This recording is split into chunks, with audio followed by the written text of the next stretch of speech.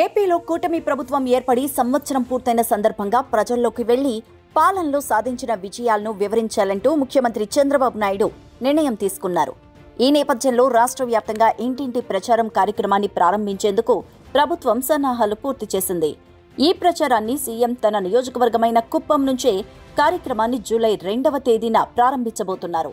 చిత్తూరు జిల్లాలోని శాంతిపురం మండలానికి చెందిన తిమ్మరాజుపల్లి గ్రామంలో ఉదయం 8 గంటల నుంచి ఇంటింటికి వెళ్లి ప్రజలతో ముచ్చటిస్తారు. ఈ సందర్భంగా రాష్ట్ర ప్రభుత్వం అమలు చేసిన అభివృద్ధి పనులు, సంక్షేమ పథకాలపై వారికి వివరిస్తారు. దాదాపు 3 గంటల పాటు ఈ ఇంటింటి ప్రచారం కొనసాగుతుంది. అనంతరం తుమ్మిసి ప్రాంతంలోని ఏపీ మోడల్ స్కూల్ వద్ద ఏర్పాటు చేసిన బహిరంగ సభలో సీఎం ఉదయం 10:55 పాల్గొంటారు.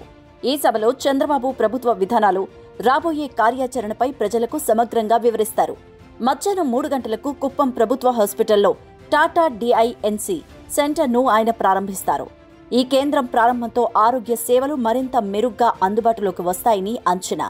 అనంతరం సాయంత్రం 4:20 తొమ్మిసి వద్ద ఏర్పాటైన హెలీప్యాడ్కు చేరుకొని అమరావతికి తిరుగు ప్రయాణం చేపడతారు. ప్రస్తుతం రాష్ట్రంలోని కొన్ని నియోజకవర్గాల ఎమ్మెల్యేల పనితీరుపై నెగటివ్గా ఉండడంతో ప్రజల్లోకి వెళ్లి తమ ప్రభుత్వం చేస్తున్న పని గురించి ప్రత్యక్షంగా వివరించాలని చంద్రబాబు నేతలకు సూచించారు.